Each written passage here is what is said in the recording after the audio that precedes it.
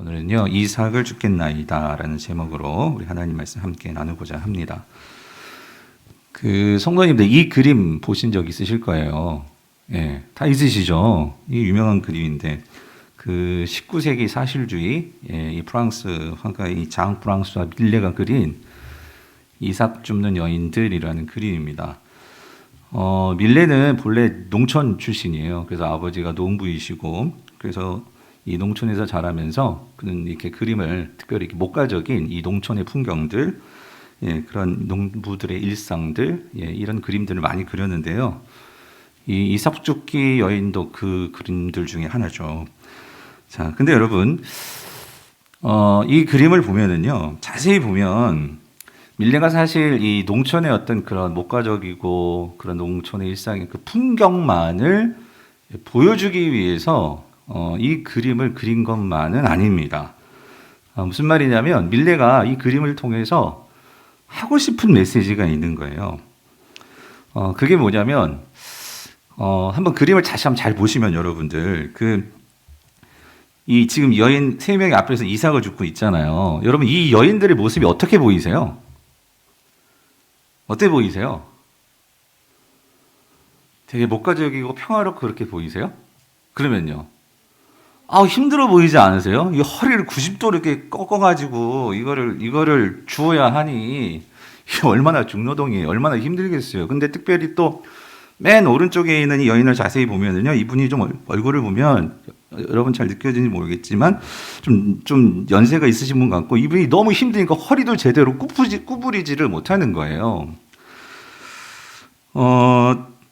사실 이제 밀레가 이 그림을 통해서 표현하고 싶은 것은 그러니까 이렇게 힘겹게 이제 이삭을 줍지만 근데 여러분들 이 세 분이 지금 주운 이삭의 양을 보세요. 얼마나 돼요? 얼마 안 돼요.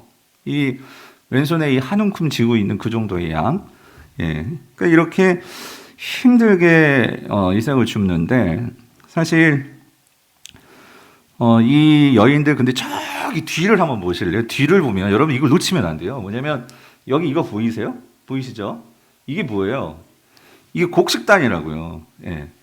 그리고 여기 뒤에 보시면 여기 막 집도 있고 그리고 또 이렇게 많은 이렇게 그 곡식들이 있는데 이쪽에 보면 말 타고요. 이렇게 모든 것을 이렇게 편안하게 이렇게 지켜보고 감리감독하는 이런 사람이 있어요. 밀레가 뭘 말하려고 하느냐? 그러니까 당시에 너무나 대비되고 대조적인 이 프랑스 사회의 이 부유층, 그리고 이 극빈층의 이 대비되는 삶, 이 삶을 말해주려고 했던 게 이 밀레가 정말 말하고자 하는 그 메시지였다라고 합니다. 그러면서 근데 여러분 또 한 가지 이 그림을 보면 또 한 가지 이런 점이 있어요. 지금 이게 좀 여러분이 잘 안 보이시겠지만 이렇게 힘든 여인들의 삶이지만 근데 이 그림 속에 비춰지는 빛을 보면은요, 이 빛이 어떻게 비춰지고 있냐면 이쪽에서 빛이 이렇게 비춰와요. 이들 향해서 비춰가는 게 아니라 빛이 이렇게 오시면서 마치 하나님께서 이 힘든 여인들의 그 등을 이렇게 쓰다듬어 주듯이 이들을 감싸 안아주는 그런 하나님의 손길을 밀레는 그렸던 거예요. 힘들지만 이들을 돌보고 이들을 이해하는 그런 하나님의 심정을 이 따뜻한 빛으로 그리고 있는 거죠.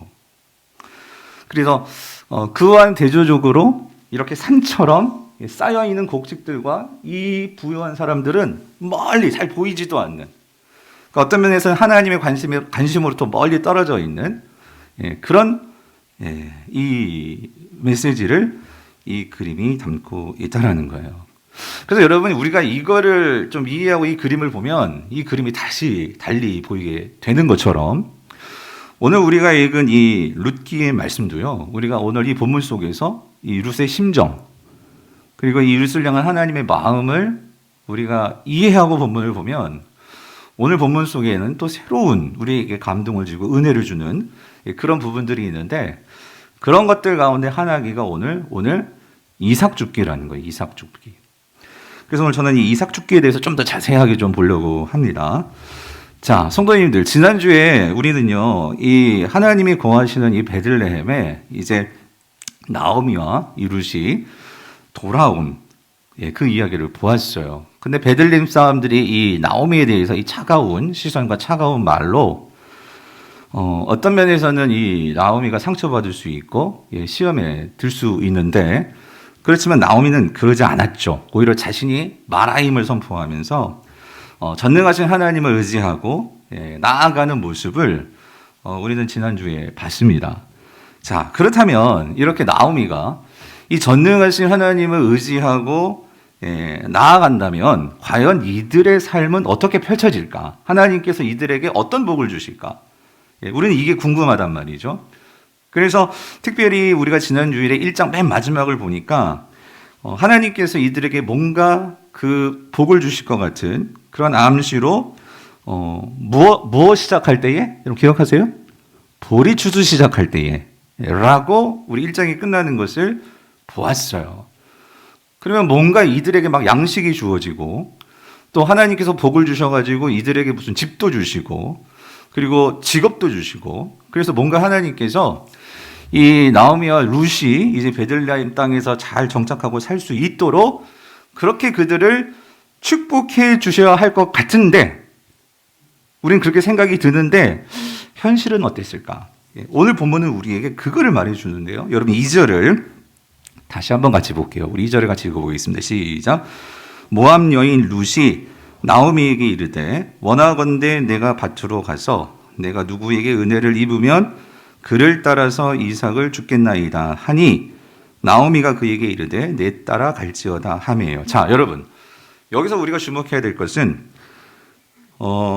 룻이 시어머니인 나오미에게 하는 말, 이 내가 밭에 가서 이삭을 주겠나이다 라고 말하는 이 부분을 우리가 좀 주목해 볼 필요가 있어요. 이거는 우리에게 뭘 말해주냐면 전능하신 그 하나님을 신뢰하면서 베들레헴에 돌아온 나오미와 룻이 지금 어떤 삶을 살고 있는지를 우리에게 보여주는 대목이에요.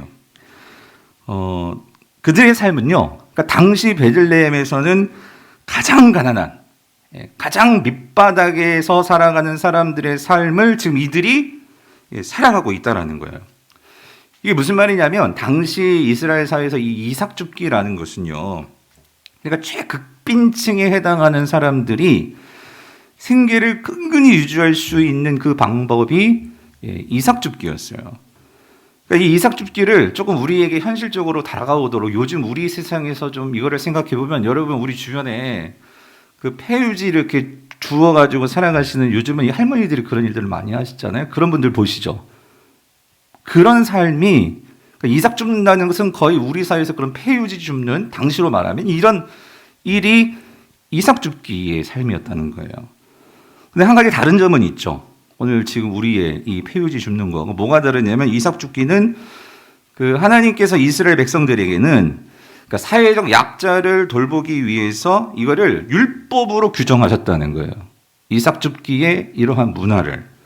그래서 여러분 레위기 19장 9절에서 10절을 보면 하나님께서 율법을 이렇게 규정하셨어요.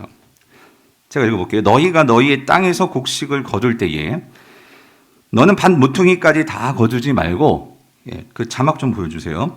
10절 같이 읽어볼게요. 시작. 내 포도원의 열매를 다 따지 말며 내 포도원에 떨어진 열매도 줍지 말고 어떻게 해요? 가난한 사람과 거류민을 위하여 버려두라. 나는 너희의 하나님 여호와니라 라고 하나님은 이 이삭 줍기 규정을 율법으로 규정해 놓으셨다라는 거예요. 그런데 여러분 그 당시 고대 이 근동 사회의 문화를 연구하는 그런 책들을 보면은요, 사실 이 이삭 줍기는 그러니까 이스라엘에만 있는 그러한 문화는 아니었어요. 고대 이 메소포타미아 문명 속에서 여러 나라들도 이렇게 농사를 짓고 이삭이 떨어진 거는 사람들이 주워갈 수 있도록 그렇게 했다라고 해요. 근데 한 가지 다른 점이 있었어요. 뭐냐면 이스라엘의 이 이삭 줍기 율법 규정과 이 세상의 어떤 그런 이삭 줍기가 분명하게 차별이 되어지는 다른 점이 있었는데 그건 뭐냐면 우리 봤죠? 하나님의 율법은 이걸 제도적으로 만들어 놨다는 거예요. 그들은 그냥 어떤 규정이 아니라 문화예요. 근데 하나님은 이걸 율법으로 규정해 놓고 더 중요한 것은 하나님은 그냥 땅에 떨어진 것만이 아니라 뭐라고 하셨어요? 밭 모퉁이는 어떻게 해야 돼? 남겨놔야 돼. 그리고 열매도 다 따면 안 되고 어떻게 해요? 남겨놔야 돼. 세상은 그냥 하다가 우리가 실수로 떨어진 것, 찌끄러기 이런 것들을 그냥 놔두는 건데 하나님은 그게 아니라 어떻게 해요? 온전하고 그리고 그것들을 어느 정도 우리가 다 가져가는 게 아니라 하나님은 거기에 대해서 남겨놓으라고 하셨다라는 거예요. 즉 하나님은 세상과는 다르게 하나님의 백성들에 대해서 지금 뭘 가르치시냐면 세상은 모든 수확이 내 힘으로 내 노력으로 한 거죠. 그러니까 나 중심적으로 모든 것을 내가 다 가져가는 거 누가 뭐라 하겠어요. 그런데 하나님은 하나님의 백성들이라면 그렇게 해서는 안 되고 나만 잘 사는 게 아니고 나 자신만의 이익뿐만 아니라 우리 공동체가 함께 잘 살 수 있도록 우리는 항상 그렇게 그것을 생각하면서 사는 것이 하나님의 백성의 삶이야 하는 것을 하나님은 가르치셨다라는 거예요. 그래서 여러분 이러한 이 레위기 9장에 나오는 19장이에요. 레위기 19장에 나오는 이러한 모든 규정들의 대전제는요. 레위기 19장 1절과 2절이에요. 여러분 레위기 19장 1절 2절을 같이 한번 읽어볼게요. 시작. 여호와께서 모세에게 말씀하여 이르시되 너는 이스라엘 자손의 온 회중에게 말하여 이르라. 너희는 거룩하라. 이는 나 여호와 너희 하나님이 어떻게 해요? 거룩함이라요. 이게 대전제예요. 무슨 말이냐면 너희는 구별된 내 백성이라는 거예요. 하나님의 백성이라는 거예요. 그렇다면 너희들이 농사를 짓든지 공부를 하든지 뭘 하든지 거기에서 그 방식은 세상과는 다른 큰 전제가 있는데 뭐냐면 이 구별됨. 이 구별됨이라는 거예요. 근데 그 구별됨의 핵심은 뭐예요? 하나님을 사랑하고 누구를 사랑해요? 이웃을 사랑하는 거. 이게 하나님의 방식의 가장 큰 전제라는 거죠. 그걸 통해서 너희들은 농사를 짓든지 공부를 하든지 돈을 번들든지 무엇을 하든지 하나님의 백성인 것이 드러나야 한다는 거예요. 그 가운데 하나가 뭐다? 오늘 본문에서 보는 이 이삭줍기예요. 이삭줍기. 자, 그런데 성도님들, 자, 이렇게 하나님은 이삭줍기를 통해서 그 사회의 사회적 약자들, 환난당한 자, 고아, 과부, 그리고 객 이런 사람들이 살아갈 수 있는 그런 제도를, 그러니까 요즘 말로 말하면 사회적 안전망을 하나님께서 구축해 놓으신 거예요. 자, 근데 여러분, 질문. 이게 잘 지켜졌을까요? 여러분 어떻게 생각하세요? 하나님께서 이런 사회적 안전망, 이 이삭줍기 제도를 이스라엘 백성들에게 주셨는데 이게 잘 지켜졌을까? 처음에는 지켜졌겠죠. 이들이 이제 출애굽을 하고 또 가나안 땅에 들어가가지고 맨날 만나만 먹다가 신기한 막 농산물을 먹으니 너무나 하나님 감사합니다 하면서 처음에 잘 지켰을 것 같아요. 그런데 여러분, 이스라엘 백성들이 점점 시간이 지나가면서 어떤 마음이 들었을까요? 아, 이거 내가 정말 힘겹게 이렇게 농사해가지고 이거를 했는데 이 가나안 사람들을 보니까 다 자기가 가져. 그러니까 막 금방 부자 되고 또 금방 그것을 가지고 성공하고 이러는데 이거 왜 굳이 꼭 남겨놓으라고 이거 남겨놓을 필요가 있을까? 여러분 그런 생각들, 이거 아깝다 이런 생각이 여러분 어떠실 것 같을까요? 안 들까요? 우리 성도님은 안 되시겠죠? 근데 이스라엘 백성들은 문제는 뭐냐면 우리가 이스라엘 역사를 보면 하나님께서 항상 이 선지서도 그렇고 항상 뭘 말하면 너희들이 왜 과부와 객과 이 고아들을 왜 이렇게 무시하냐, 왜 그들을 돌보지 않냐 이런 말씀이 나오거든요. 그거를 보면 우리가 뭘 알 수 있냐면 이 이삭줍기 이 하나님의 규정이 잘 지켜졌다? 안 지켜졌다는 거예요.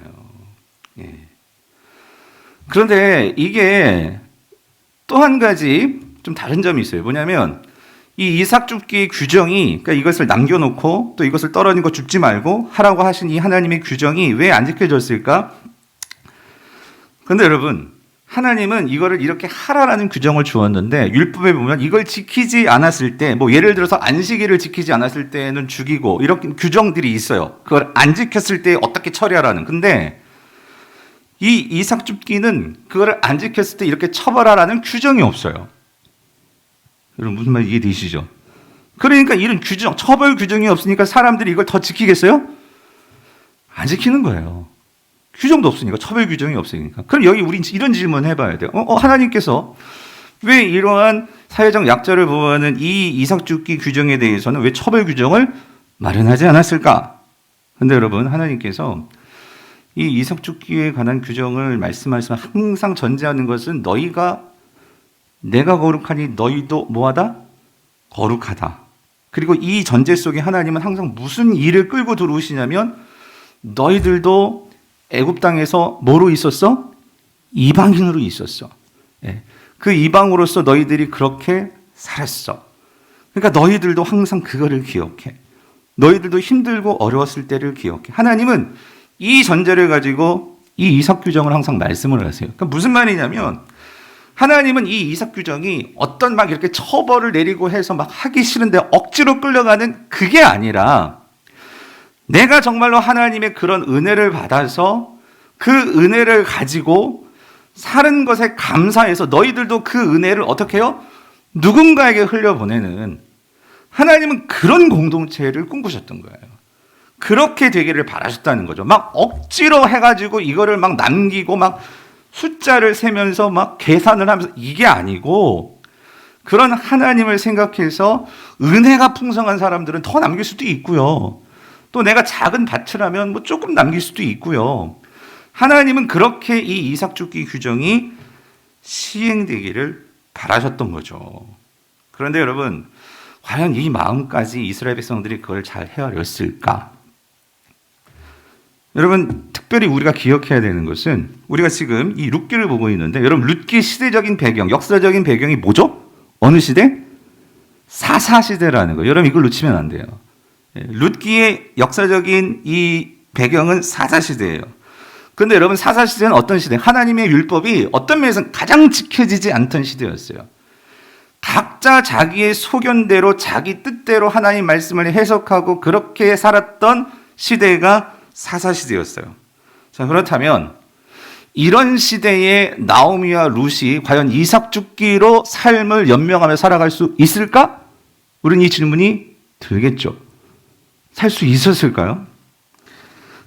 자, 그래서 우리는 이 배경을 가지고 이 이해를 가지고 오늘 본문을 봐야 한다는 거예요. 자, 여러분 2절을 다시 한번 볼게요. 자, 2절을 다시 보면 그래서 이런 상황 속에서 2절 보세요. 모압 여인 룻이 나오미에게 이르되 요청을 하는 거예요. 원하건대 내가 밭으로 가서 내가 누구에게 은혜를 입으면 그를 따라서 이삭을 주겠나이다 하니 나오미가 그에게 이르되 내 따라 갈지어다 라고 말을 하는 거예요. 자, 성도님들, 여기서 우리는 이런 질문 해야 돼요. 룻이 지금 시어머니에게 내가 밭으로 나가서 이삭 죽기를 할 수 있도록 허락해 주세요. 이거를 구하고 있는 거예요. 자, 그렇다면 왜 룻은 이것에 시어머니에게 허락을 구하는 것일까? 아니, 지금 당장 배고파 굶어 죽게 생겼으니까 이삭 죽게 하러 나가야 되는데 왜 나오미에게 룻은 이거를 허락을 요청하는 것일까? 물론 예의적으로도 우리가 볼 수 있겠지만 여기는 아주 중요한 의미가 있어요. 뭐냐면 어떤 의미에서 나오미는 이삭 죽기가 얼마나 어려운 일인 줄을 알고 있었던 것 같아요. 그리고 특별히 지금 여러분 룻은요 이방 여인이에요. 그 이방 여인이 남의 밭에 가서 이삭을 줍는다는 것은 이건 사실상 그 시대에 사사 시대에 이거 위험한 일이었어요. 왜 그러냐면 그러니까 나오면 이걸 너무나 잘 알고 있기 때문에 어쩌면 이거를 나가도 어쩌면 못 주실 수 있어. 이거 정말 위험한 일이다. 그걸 알아? 그래서 어쩌면 반대를 했을지도 모르겠어요. 그런데 이 지금 룻은 그것을 계속 어머니에게 요청을 하고 있는 거예요. 허락해 달라고.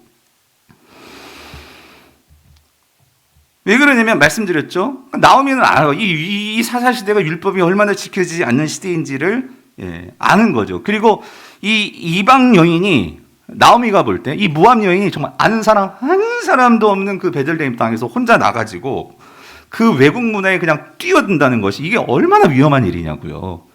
그러니까 이 나오미는 반대했을 거라고. 설사 여러분 이삭 줍기가 가능한 밭을 만난다 했을지라도 여러분 한번 상상해 보세요. 그 밭에서 떨어지는 이삭 얼마 되지 않거든요. 그거를 놓고 룻만 있겠어요?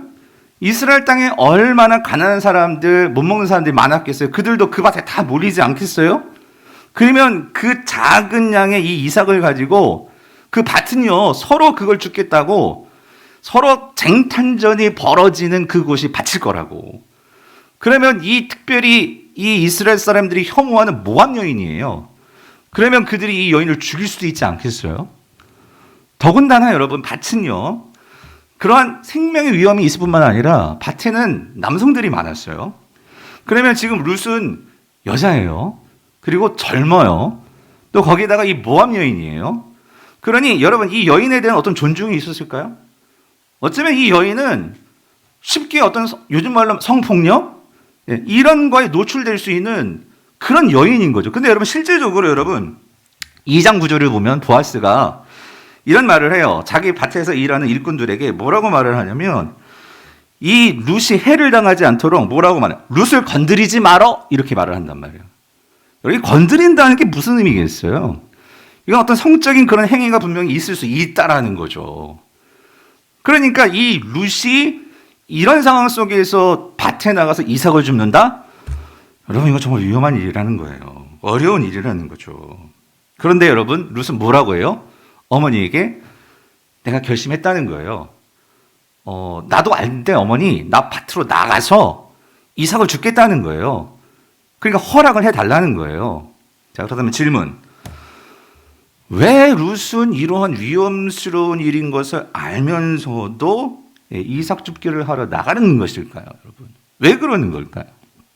물론 당장 먹고 살기 위해서 하는 그 이유도 있겠지만, 그런데 여러분 먹고 사는 것도 중요하겠지만 이건 너무나 불보듯 뻔한 이 이방 여인 혼자 그런 일을 한다는 것은 이건 정말 도무지 상식적이지 않고 이건 어려운 일이란 말이에요. 위험한 일이란 말이에요. 룻도 그걸 모를까? 알 것 같아요. 그런데도 왜 굳이 어떻게 무슨 결단이 있기에 그녀는 그 위험스러운 밭으로 나갈 수 있냐는 거예요. 한 두 가지 이유를 생각해 봤어요. 여러분, 첫 번째 이유는 이거예요.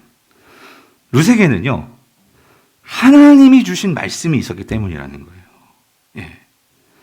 여러분, 이게 무슨 말이냐면, 그러니까 지금 룻에게 있어서 베들레헴에서 먹고 살 수 있는 유일한 그 방법은 그러니까 이삭 줍기밖에 없어요. 어떤 삶의 기반이라는 거 아무것도 없어요.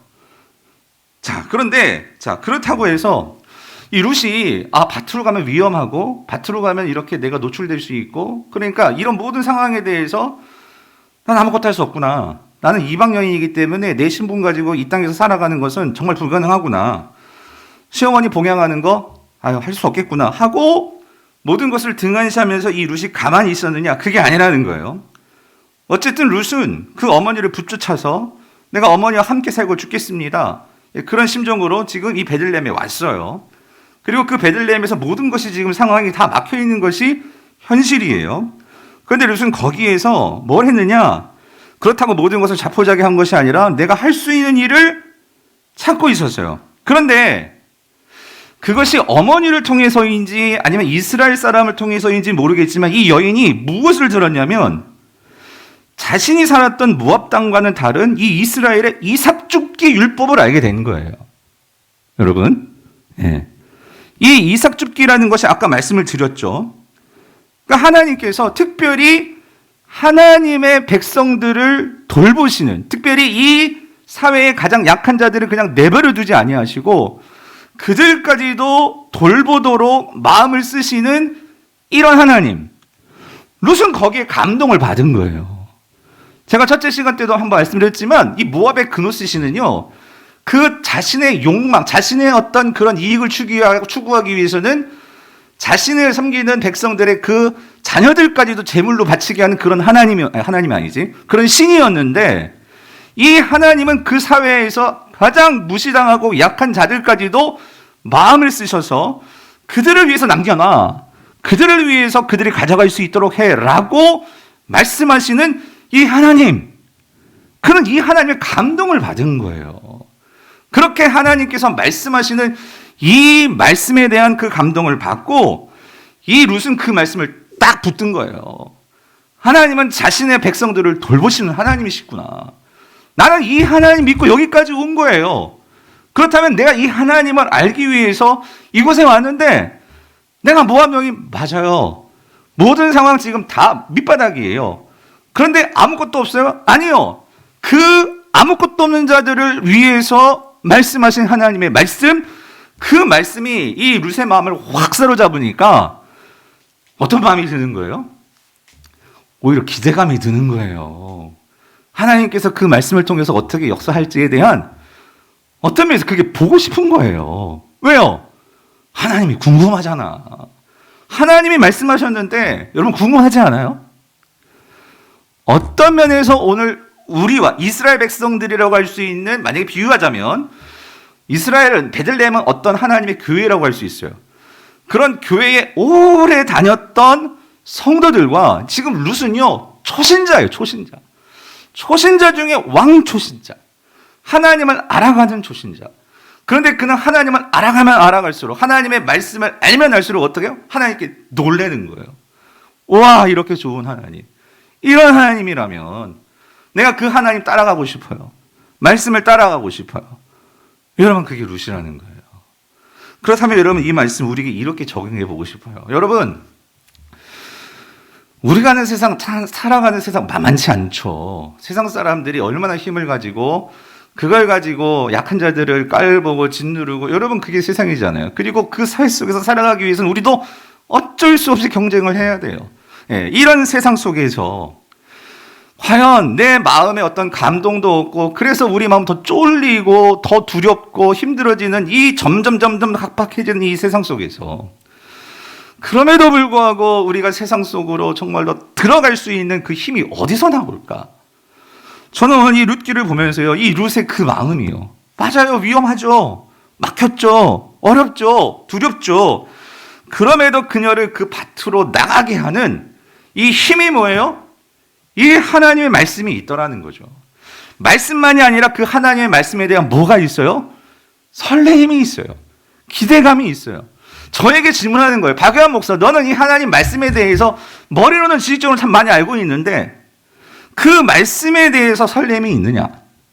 그 말씀이 삶 속에서 어떻게 역사할지에 대한 설렘이 있느냐?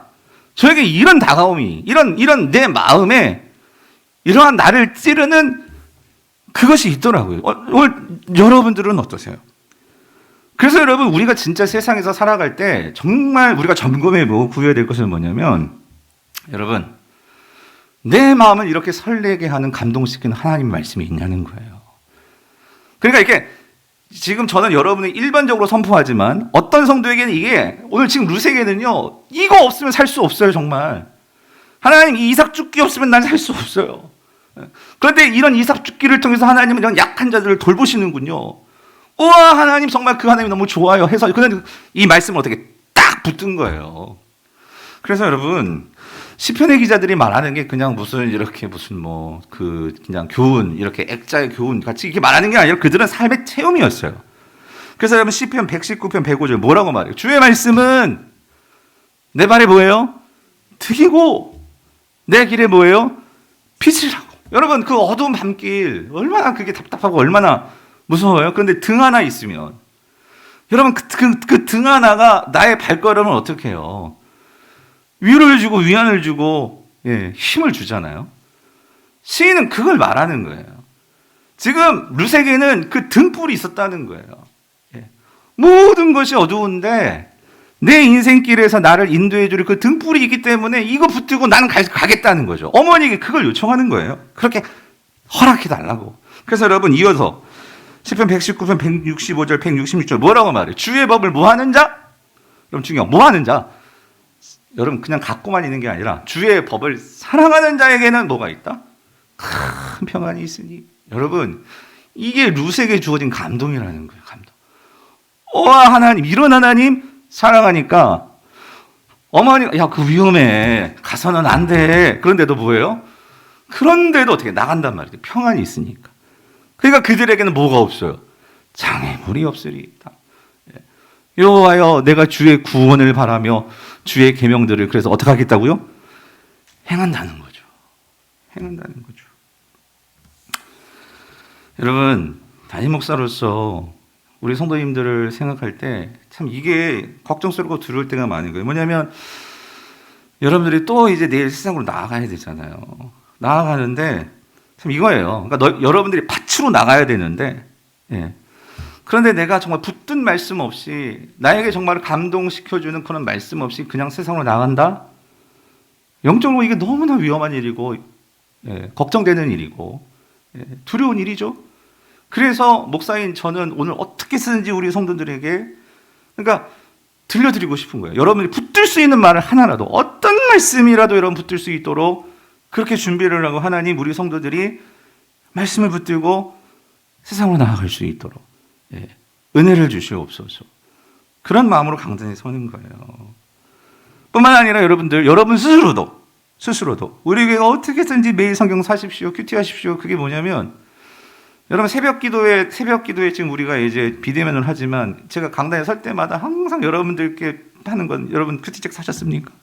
그리고 이게 새벽 기도에 끝나고 그냥 이렇게 말씀만 듣고 끝나면 안 되고 그거 여러분 다시 본문 보셔야 돼요. 제가 왜 그러냐면 우리는요 그냥 이렇게 말씀 듣고 지나가려고 하는 게 아니라 이게 살아야 되니까. 여러분 오늘 내가 세상에서 만나는 세상 믿지 않는 사람들과 그들을 만나서 장사해야 되고 일 봐야 되고 결정해야 되고 처리해야 되고 이런데 우리가 정말로 이거를 결정하고 처리하고 그렇게 살아가기 위해 내 지혜 가지고 안 되잖아요. 그러니까 하나님 내가 그것들을 분별할 수 있는 말씀을 주시옵소서. 이게 정말 나가야 되는 거지 말아야 되는 거지. 근데 이 룻은 딱 결정했어. 왜? 하나님 이삭 죽게 하랬잖아요. 그러니까 이건 뭐 나가고 안 나고 이게 아니에요. 나가는 거지. 하나님께서 말씀해 놓으신 율법대로 난 하는 거니까. 하나님은 보호하신다고 하셨으니까.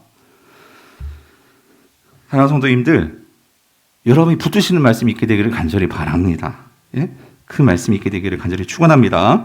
이게 첫 번째 이유였고, 두 번째 이유는 뭐냐면 어떻게 위험을 무릅쓰고 이삭 죽게 하러 나갔느냐. 뭐냐면 연결되는 거지만 그렇게 말씀을 붙들고 이 룻은요, 그러니까 하나님이 주시는 이 은혜에 대한 기대감을 가졌다는 거예요. 기대감. 여러분 분명히 두려운 일일 수 있는데 그 두려움의 마음을 빼앗기기보다는 하나님이 말씀하셨으니까 어떤 일을 보여줄까? 그러니까 이삭을 죽고 못 죽고는 그건 나중 문제고, 그것보다 더 앞서야 되는 것은 하나님께서 어떤 일을 내게 보여주실까? 이 기대감을 가지고 나아갔다는 거예요. 그래서 여러분 보세요. 2절 보세요. 2절. 다시 보면 이렇게 말하죠. 중간에 이렇게 제가 색칠해 놓았어요. 여기요. 내가 밭으로 가서 뭐라고 하냐면 내가 누구에게 뭐를 입으면 은혜를 입으면 이랬어. 은혜를 입으면 무조건 여러분 그렇잖아요. 그냥 이삭 줍는 거 이게 불가능하다는 것을 이제 룻도 알았어요. 그러니까 뭘 입어야지만 돼? 은혜를 입어야지만 돼. 그래서 은혜를 입으면 그를 따라서 이삭을 줍겠나이다. 여러분 사실 룻이 지금 베들레헴 땅에 온 것도 그가 은혜를 입었기 때문이에요. 나오미를 통해서 그랬잖아요. 야, 네 고향 땅으로 가 그랬는데 그러니까 자유를 줬잖아요. 그런데도 어머니가 나를 이렇게 생각하고 이런 은혜를 주시네. 거기에 감동해서 그 은혜 때문에 지금 어떻게, 아니요 나 엄마 따라갈래요. 어머니 따라갈래요. 여기까지 온 거잖아요. 그러니까 이 룻은요. 그런데 여러분 룻은 알죠. 나오미가 어떻게 이렇게 변했죠? 지금 이 어머니 나오미도 지금 뭘 따라가고 있어요? 하나님을 따라가고 있단 말이에요.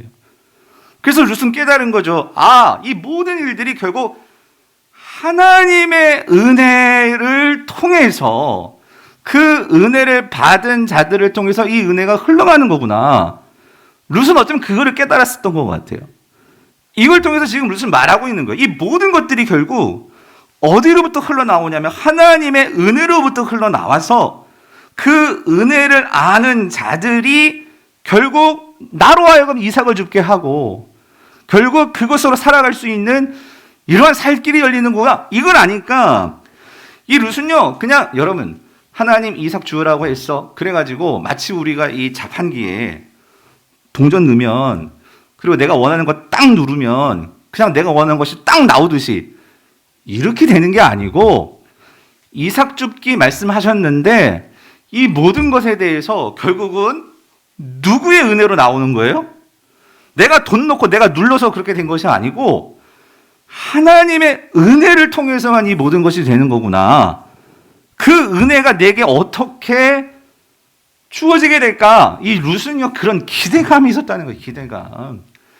단지 생계도 생계지만 생계를 위해서 나가는 것이 아니고 생계의 더 중요한 그 속에는 하나님께서 내 삶을 어떻게 인도하시는지에 대한 그 기대감과 하나님에 대한 신뢰로 그 밭에 나갔다는 거예요. 여러분 똑같이 이삭 죽는 거지만 여러분 이게 달라요. 어떤 사람은 똑같이 이삭을 죽으러 나가는데 이삭이 없어. 무슨 하나님 말씀 뭐 이럴 수 있고요. 그렇게 하나님 말씀 의지하고 그 말씀 가지고 나아가는 그 성도는 이삭을 못 줄 수도 있어. 없을 수도 있어. 그렇지만 그럴 때 이 모든 것이 하나님이 우리를 보호하시려고 하신 거니까 거기에서 하나님께서 어떻게 그럼 다르게 역사하실지에 대한 하나님에 대한 신뢰를 가지고 그 기대감을 꺾지 않고 하나님을 바라는 신앙이 된다는 거죠. 여러분, 이게 중요한 차이라는 거예요. 중요한 차이. 그래서 여러분 보세요. 아니 근데 정말 나갔는데 이삭을 죽게 되었어요. 이삭을 죽게 되니까 그러면 보통 사람들은 여기서 멈췄을 거예요. 뭐냐면 이 이스라엘의 이삭 죽기는, 그러니까 여러분 언제 이삭을 죽을까요? 추수를 했어. 곡식당 다 묶었어. 언제? 그러면 그 밭주인이 일꾼들과 함께 이제 그걸 다 타작마정으로 가져간다고. 그럼 그 다음에 찌꺼기 남은 거 그거 줍는 거거든요. 예. 근데 이 룻이 이 모든 것들이 하나님의 은혜로 된다는 것을 깨달으니까 여러분, 사실 이 사사시대에 그런 밭을 만나서 이 찌꺼기지만 그 이삭을 줍는 것도 참 대단한 일이고 감사한 일인데, 이 룻이요 하나님의 은혜를 하니까 거기서 멈추지 않고 이 룻이 어디까지 나가는 줄 아세요? 여러분 오늘 보면 7절에 7절에 보면 이 룻이 그 밭의 일꾼들에게 어떤 요청을 해요. 요청. 근데 이 밭의 일꾼은 결정권이 없으니까 이걸 가지고 있다가 결국 나중에는 보아스가 왔을 때 그 결정에 대해서 물어요. 이거 할까요 말까요? 근데 그 내용이 뭐냐면 이거예요. 2장 7절. 그의 말이, 이제 룻이 내게 말했는데 이렇게 말해. 나로 되는 자를 따라 단 사이에서 이삭을 죽게 하소서. 네? 여러분, 지금 어디에서 죽겠대요? 뭐 사이에서? 단 사이에서. 여러분 이거 놓치면 안 돼. 이게 무슨 말이냐면, 그러니까 지금 이거예요. 룻이 보니까 정말 이렇게 나갔는데 어머니가 그랬잖아요. 야, 이 사사시대에 그런 밭을 만날 수 있을까? 나오미가 그런 마음. 그리고 야, 이거 정말 위험한 일인데. 그런데 나갔는데 룻은 순수하게 말씀 가지고 나갔는데 그런 밭을 만났어. 그랬는데 여러분, 이 룻이 그런 하나님의 은혜를 경험하게 되니까 여기서 끝나는 게 아니라 그 일꾼들에게 묻는 거예요. 저 있잖아요. 제가 이삭을 주어야 되는데 우리 일꾼 여러분들이 이걸 다 가지고 나서 찌꺼기 줍는 게 아니라 제가 당신들 뒤 쫓아다니면서 당신들이 볕단 이렇게 묶으면, 이 볼이 묶으면 묶는 거에서도 빠지는 거 있잖아요. 그럼 나중에 여러분 그렇잖아요. 이 일꾼들이 이렇게 나중에 벽단을 옮길 때에도 뭉텅이가 많이 이렇게 떨어져 있어. 그럼 어떤 면에서는 그걸 이렇게 다 주워갈 수도 있잖아요. 근데 하나님의 율법은 뭐였어? 그렇게 떨어진 거 어떻게 하고 있어? 그냥 놔두라고 그랬지. 그런데 일반적으로는 그거를 다 옮겨놓고 그 다음에 이삭 줍는 사람들 와서 줍는 건데, 만약에 볕단을 이렇게 묶는 그런 과정을 쫓아다니면서 만약에 이삭을 줍는다면 여러분 어떻게 죽을 수 있을 것 같아요? 많이 죽겠지. 그렇지 않아요? 찌꺼기를 줍는 게 아니라 어떨 때는 그 뭉치를 줄 수도 있고, 이건 특권이란 말이에요. 특권. 이거를 요청을 하는 거예요. 여러분 한번 생각해 보세요. 이 사사시대에 그냥 찌꺼기 줍는 것도 어려운 시대에, 그런데 아무것도 없는, 아무런 기득권이 없는, 그것도 모압당에서 온 이방 여인이 그 밭의 일꾼들에게 나 이거 해줄 수 있게 해주세요. 여러분 이게 가당키 난 일이에요? 여러분 어떻게 생각하세요? 근데 어떻게 되는 줄 아세요? 그렇게 되는 거예요. 다음 주에 보겠지만 보아스를 만나가지고 그 보아스가 뭐예요? 그렇게 하라. 그리고 일꾼들에게 말해요. 야, 너희들 이렇게 벽단 이렇게 묶을 때 있잖아. 일부러 좀 이렇게 남겨놔, 떨어뜨려놔. 그러니까 그걸 다 거둘 수 있게 하는 거야. 어떤 면에서는 룻은요, 어머니에게 찌꺼기 그런 이삭을 드리고 싶은 게 아니라 온전한 온전한 곡식을 갖다 주고 싶은 그런 마음이 있을지도 모르겠어요. 그래서 그런 마음에 하나님께서 그런 약한 자들, 그런 사람들의 마음을 돌보시는 하나님을 믿으니까 아니면 말고 말한 거예요. 그런데 그걸 어떻게 들어주더라는 거죠. 사랑하는 성도님들, 뭐죠? 무슨 차이죠? 만약에 여러분 이 룻이요 그냥 모든 상황에 대해서 안 될 거야, 나는 이방 여인이고 신분이 안 돼, 난 불법 체류자야, 이런 생각을 가지고 그냥 집에만 눌러 있고, 어머님 돌보긴 돌봐야 되는데 나도 모르겠다, 만약에 그래서 여러분 이 이삭 죽게 하러 나가지 않았다면 다음 주에 보겠지만 어떻게 보아스를 만났고 어떻게 이 여인이 정말로 살 수 있는 이 살 길을 만나고 할 수 있겠냐는 거죠. 그런데 이렇게 될 수 있었던 것은 하나님의 말씀, 내 마음을 감동시키는 말씀이 있었고, 그리고 그 말씀을 붙들고 그냥 이삭 쪽으로 나간다기보다도 그 하나님을 기대하는 마음으로 나아갔더니 하나님께서 그 기대를 부응시켜 주시는 이 놀라운 은혜를 주시더라는 거죠. 그래서 여러분, 하나님은 이런 자들을 원하시고 이런 삶을 요구하시더라고. 여러분, 이 사사시기 바로 앞에 시대가 이 여호수아 정복 시대잖아요. 근데 여호수아에게도 하셨던 말씀이 뭐냐면 이거예요. 여러분, 여호수아 1장 8절, 7절 8절 뭐라고? 오직 뭐예요? 강하고 극히 담대하여 나의 종 모세가 내게 명령한 그 율법을 다 지켜 해가고 우로나 좌로나 치우치지 말라. 그리하면 어디로 가든지 어떻게 해요? 형통하리니. 그러니까 말씀 붙들고 그 말씀이 뭔지 그거를 깨닫고 그걸 가지고 담대하게 나아가 이거잖아요. 여러분, 룻이 이것 따지고 저것 따지고 일꾼들이 그럴까 안 할까 두려웠으면, 이런 말도 못했으면 이런 축복을 어떻게 누리겠냐고요. 하나님의 말씀에 대한 확신과 그리고 그 말씀을 하셨으니까 담대하게 나갔던 거 아니겠어요? 그래서 이 율법책을 내 입에서 떠나지 말게 하며 주야로 그것을 묵상하여 그 가운데 기록된 대로 다 지켜 행하라. 그러니까 룻이 자기의 이 고향 땅에서 경험하지 못한 이 하나님의 이삭 주기의 그 율법을 가지고 얼마나 묵상했겠어요? 얼마나 마음의 기대감을 가졌겠어요? 그래가지고 그것을 가지고 그냥 생각으로 머무는 게 아니라 진짜 밭으로 나간 거지. 밭으로 나가서 그거를 했더니 그리하면 내 길이 어떻게 평탄하게 될 것이며 내가 형통하리라. 사랑하는 성도님들, 다시 한번 말씀드리지만 이 룻기는 사사시대예요. 하나님은 오늘 이 사사시대에 이 이삭 줍기라는 이 이방 여인의 어떤 면에서 순수하기도 하고 어떤 면에서 무모하기도 하고, 그런데 그 말씀에 대한 신뢰와 말씀의 기대감을 가지고 나아가는, 아무도 율법에 대해서 하나님에 대해 기대감도 없고 하나님에 대해서 말씀의 신뢰감도 없고 그렇게 살아가는, 자기 힘으로 자기 방식대로만 살아가는 이 율법이 무시당하는 이 사사시대에 하나님은 이 베들레헴 사람들에게 룻을 통해서 무엇을 말씀하시려고 하는 것일까요? 비록 가진 것이 없고 모든 소망이 다 끝나버린 것 같고 그런 상황일지라도 절망하지 않고 낙심하지 않고 하나님이 주신 말씀을 무시하지 않고 그 말씀에 소망을 걷는 자, 그 말씀을 붙드는 자, 그래서 순종하면 하나님은 반드시 그들의 삶을 책임지신다 하는 것을 오늘 이 여인의 이삭 주기를 통해서 우리에게 말씀하시는 거예요. 사랑하는 성도님들, 말씀을 정리하겠습니다. 만약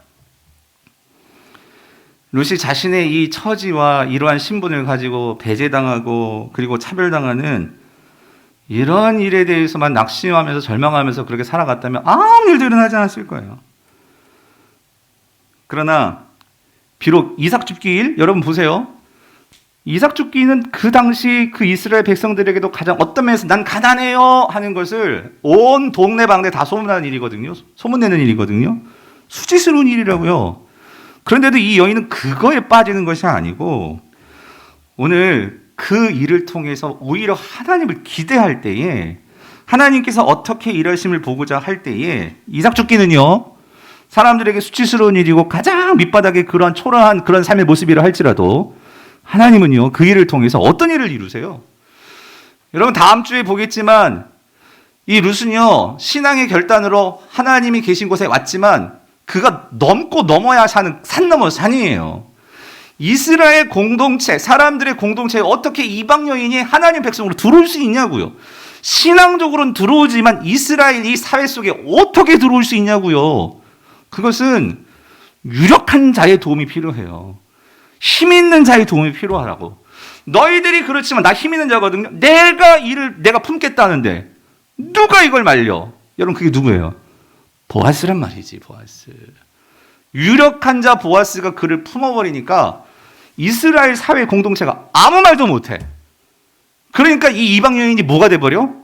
하나님의 백성이 되어버리는 거예요. 신앙적으로나 공동체적으로나.